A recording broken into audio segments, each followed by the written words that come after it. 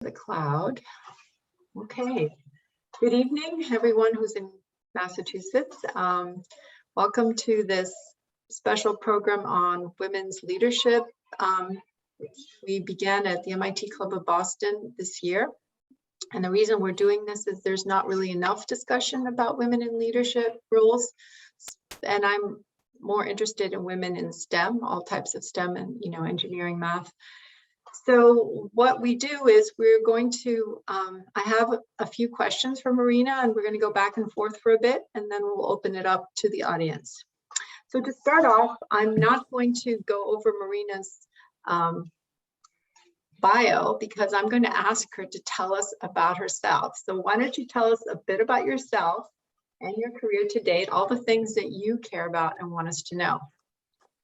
Sure. So I studied math and music at Brown for my undergraduate, and then went to work at Chase Manhattan Bank in New York and learned finance, and then went to work at Thermoelectron. And what I realized in working at Thermoelectron was that I had this dream always of running my own business. And I realized that I had a glaring hole in my education in terms of science. So I went to MIT and got my master's in mechanical engineering. And my goal in doing that was really to be able to speak with engineers, communicate with them, and manage them. And I was also hoping to find or develop a technology. I'm getting an echo. And develop a technology that I could then commercialize, but I wasn't able to come up with anything. My thesis advisor finally led me to the technology licensing office at MIT, and I found a technology in 3D printing that was being developed there by Professor Ellie Sachs. He had a big team of students, and they were looking at one particular, they were looking to make metal parts that they could send, so they could send a bag of powder to outer space to 3D print whatever replacement parts you need. And there were two guys working on the project at MIT who were frustrated with how difficult it was to design and manufacture their own print heads. So they came up with this idea of using an off-the-shelf Canon inkjet paper printer to print basically water onto a powder made of sugar and cornstarch to 3D print using that. And so we co-founded the business together back in 1994. Z Corporation became an early leader in 3D printing back before anybody knew what 3D printing was. And it was an amazing ride. So many great lessons learned. And it was just a phenomenal technology that they invented, because as we, pursued the development, there were only positive surprises, and we were able to really find a niche in the market for very fast 3D printing at very low cost, and making parts in full color, which wasn't available by any other technology at that time. So we grew the business, and at the same time grew a family. So I have 4 kids, twin daughters and 2 boys. And actually I was on bed rest for 5 months right before we shipped our first machine. And so I gave birth to twins in October, and we shipped our first machine in December. So it was quite a ride. And as a result, I got burnt out. And so after 10 years, even though our board had totally drank the Kool-Aid and wanted to continue, I just wanted out. And so we sold the business in 2005. And since that time, I've been on corporate boards, small private companies, large public companies, and in between. I advise startups, and more recently have gotten involved with the startup ecosystem in Greece about 5 years ago. And it's been really interesting to see what's happening in Greece. They're very well educated. And during the economic crisis, they all lost their jobs and unemployment was over 50% for the youth. And so they started making startups. They're very tech savvy. They all speak English. And so they started doing this thing that is very outside the norm in Greece, and sort of emulating what was happening in Kendall Square back in the 80s and 90s. And it's been really exciting to be a part of that, and to kind of see Greece itself as a startup, and reshape its own sort of economic framework. And now they get it. The government is on board. Actually, the prime minister, who I'm going to be seeing next week, is a former HBS graduate and former VC. And so he gets it. And the government has been doing a lot to help support the innovation ecosystem in Greece, as have a bunch of VCs that have grown from tremendous funding that's been made available by the European Union. So let's see, that's sort of what I do. I teach, I'm a guest lecturer at MIT boot camps, which educates entrepreneurs and aspiring entrepreneurs from all over the world. And it's really fun to be a part of that. I just met with some entrepreneurs from Tunisia today who were selected within the MIT bootcamp framework to actually come to Cambridge. So that's why I was at MIT, and it was really fun to meet with them. And then I more recently have gotten into writing. So I write short stories, personal essays, and business articles. And I'm actually working on a novel right now. Wow, so you sound pretty busy too. Busy. Busy. It's interesting you talked about entrepreneurship, and I have a question since we're on this, and it relates to leadership.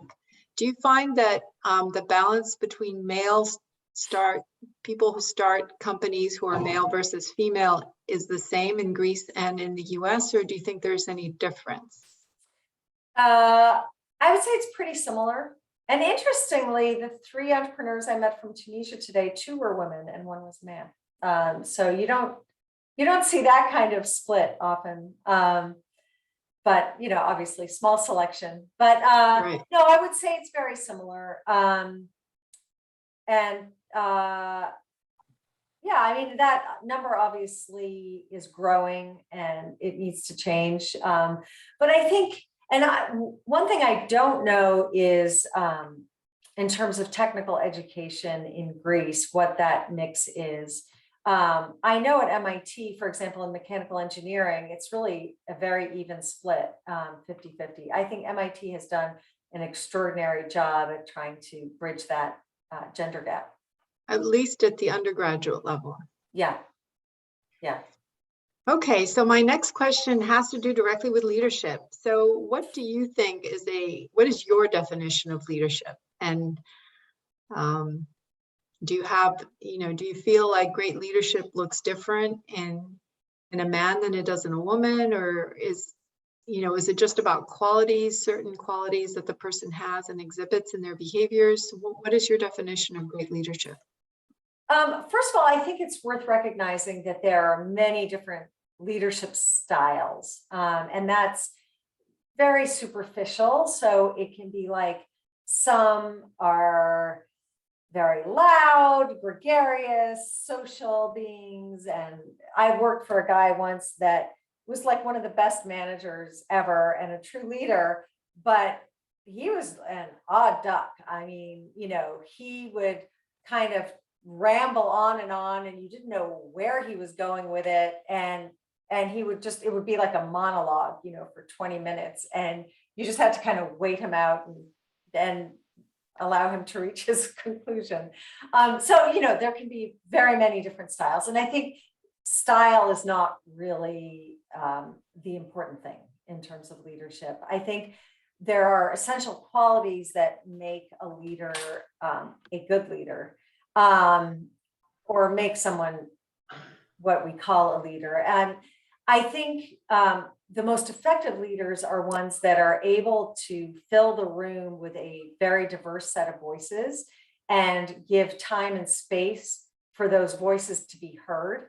One thing I would say the thing that I am most proud of at Z Corp in terms of our corporate culture is that we had a very, combative sounds too negative, but like a real culture of arguing.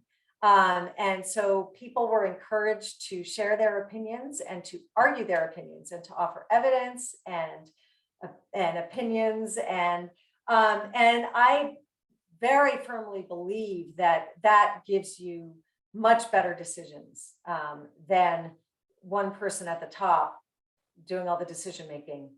On the flip side, on the other extreme, what I do not think is effective is taking a vote. You know, I don't think good leaders just tally up, you know, 5 people said this, 3 people said that, so we're going to do this. At the end of the day, a leader has to make a decision based on everything that they've heard. Now, one thing we did at Z Corp was that people, decision making was pushed to the lowest levels possible, so that, you know, oftentimes it's the people who are really interacting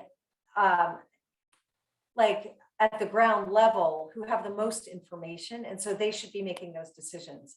And we really tried to keep at the higher levels, and not always, I mean, that was definitely a learning process, but in theory anyway, try to keep the strategic decisions at the highest levels and the more tactical decisions at the level where they could best be made. But having said that, you know, I think it's important to get information from every level. One of our best employees at Z Corp was a service technician we had who would go out in the field. He would install machines and he would repair machines. And he would come back and rail at the engineers about things they had to do to redesign the product. And he would come and scream at me about something, whatever. I mean, he was so effective at communicating from like real customer interaction to the people who were making things happen. And oftentimes there's a disconnect there. And so it's really important to have that, that voice at the table. Great. I was wondering, in your leadership journey, I mean, you moved up and you had different positions. What obstacles did you face, and how did you overcome them? I have to say, I'm pretty privileged. And so I feel like most of my obstacles were self-inflicted.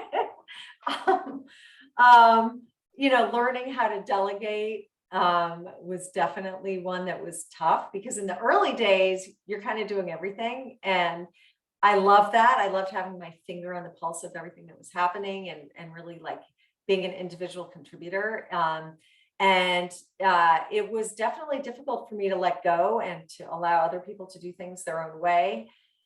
I guess that was my biggest learning. In terms of biggest obstacles, I mean, it was hard for us in the early days because the internet was taking off in the 90s and nobody was investing in hardware. So the VCs had absolutely no interest. They only showed interest many years later after we already were successful and didn't need them.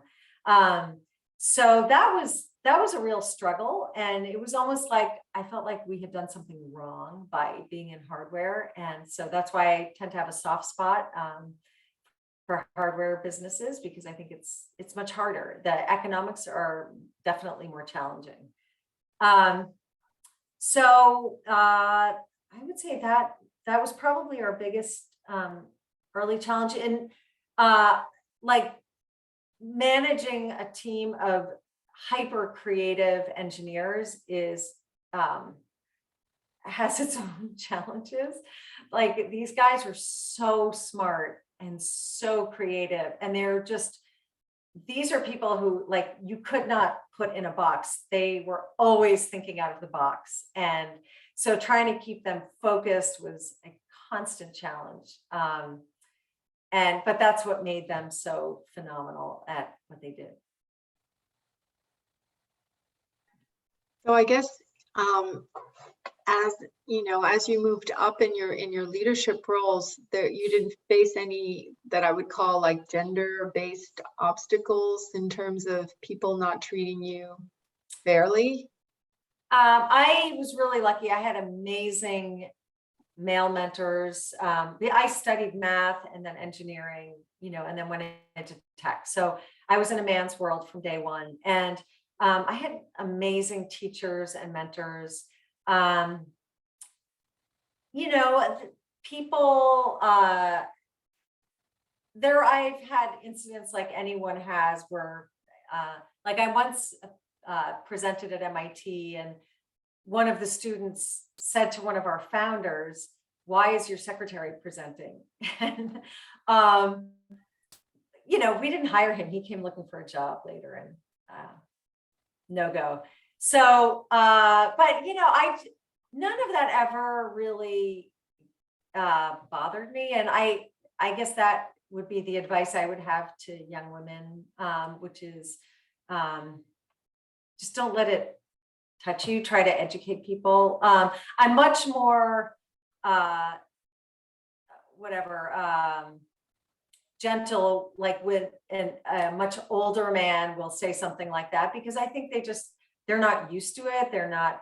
When I went to Asia, I remember the people laughing because they had never seen a woman CEO before, and I was very young at the time, and so they just didn't know what to do with me. And I said, it is what it is, and just take me out for drinks the way you would take anybody else out. And after a few hours, it was normal. So a lot of times people just aren't used to it, and so I have always felt like my job is to educate them and help them get comfortable with it, and teach them that this is happening. So get used to it. Great. So if you think about all the things that you've done, what would you consider your greatest accomplishment and why? Oh gosh. Oh wow. I think pulling the team together at Z Corp, I would say, I am really proud of that. And we had a phenomenal team, like a really amazing team. And while I don't take credit for a lot of things that happened, as we grew and we had so many people making so many things happen, but like in those early days of like getting the team together and building a culture and a direction, I feel really good about that.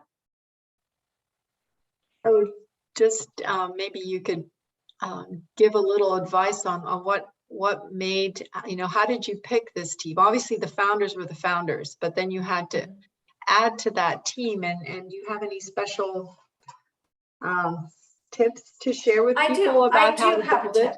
Yeah, so my first tip is not one that I thought about at the time, so I'm not going to take credit for being so smart, but in retrospect, I think it's extremely important, which is the four of us co-founders never really like hung out together. Like we were, each of us, so different from each other. And so that's my first piece of advice, is when you're building a team, it's to find people who are very different from you. And I say that because I have met entrepreneurs who tend to hire or look for co-founders who are in their own image. And that's the last thing you want to do, because then you're duplicating strengths and duplicating weaknesses.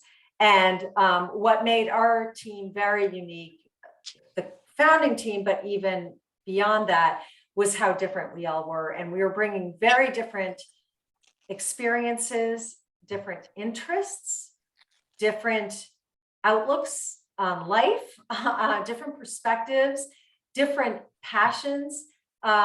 Everything was different, and different inherent strengths, things that came naturally, things that did not come naturally. And that was really, in the end, the strength of the team.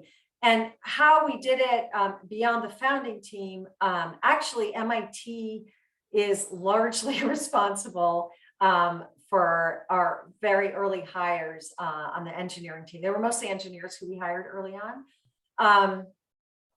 And we really worked that network. So when I was at MIT, I really didn't know a lot of people. I didn't work in a lab, and I was in and out in a year. And so I didn't make a lot of friends. And so I did not feel connected to that network. But because the technology came from MIT and the co-founders were from MIT, we really tapped into that network for hiring engineers. And that's such an effective way to hire, because if someone recommends someone else and you trust the person who's doing the recommending, they've gone through a huge filter. And so we had amazing hires that came through that network. And so it kind of grew from there. We also had a philosophy, and this was my husband, who was the chairman of Z Corp. It was his concept. So I need to give him credit for this, but we hired young people with a lot of moxie, who were very capable, who had been successful in whatever they had done before, even if they had no experience whatsoever in what we wanted them to do.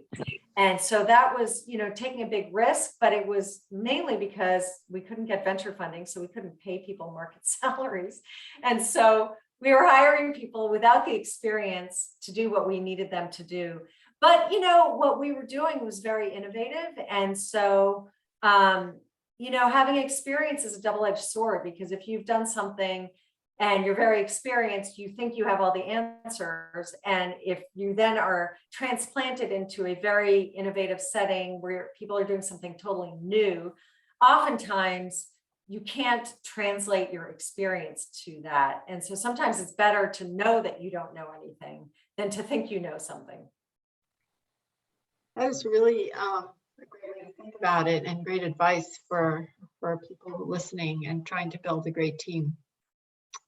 I guess the last question is, do you have any advice for women in STEM who want to move up the leadership ladder and become leaders? And what would you tell them to do? I mean, I know you gave a little bit of advice already.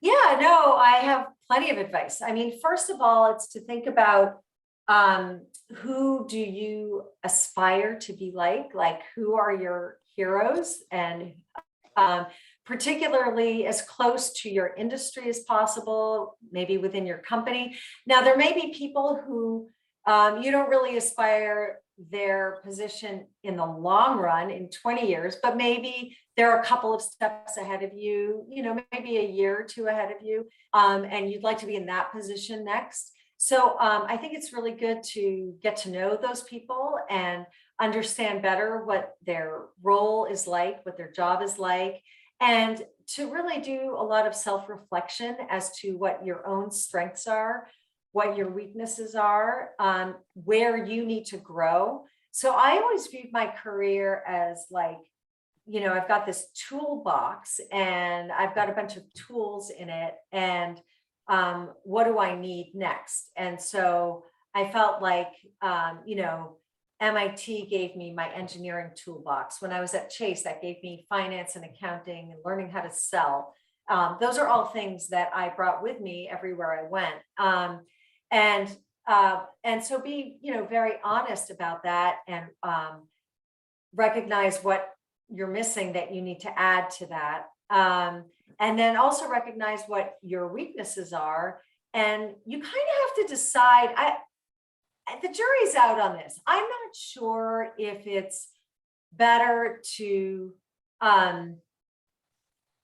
like amplify your strengths and just don't worry about your weaknesses, or try to lift up your weaknesses? I'm not sure about that. But definitely some self-awareness can't hurt. So knowing at least what your weaknesses are and finding people to fill those holes to help you is super helpful. Then the other is finding mentors. And I think mentors are most effective when they're not too far ahead of you. You know, like I'm not sure having Bill Gates as a mentor would have been hugely valuable to me. Like having someone who had done a startup 5 years earlier, like John Hirschtick from SolidWorks was on our board, and he was hugely helpful because they had grown SolidWorks just like a few years ahead of us. They had grown faster than us and a little bit ahead of us. He knew the market, he knew the MIT culture.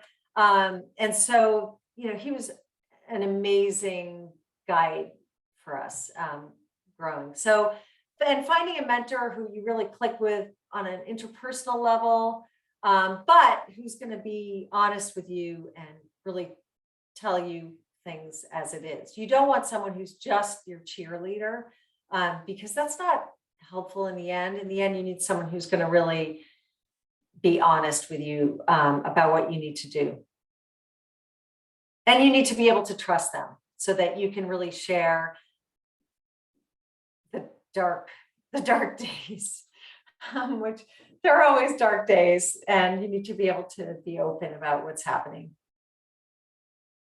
That's really interesting about the types of mentoring, because we have a lot of mentoring programs, and nobody ever talks about the level of the mentor compared to your level. I've never heard that said so explicitly as you did, which I find really quite interesting, because I think you're right that when you're just a few steps ahead, it's easier, first of all, to connect to that person and ask them questions honestly, instead of just, you know, they're God and you're like down there at the Exactly. bottom, you know, and you're so intimidated by this person that you can't be yourself either.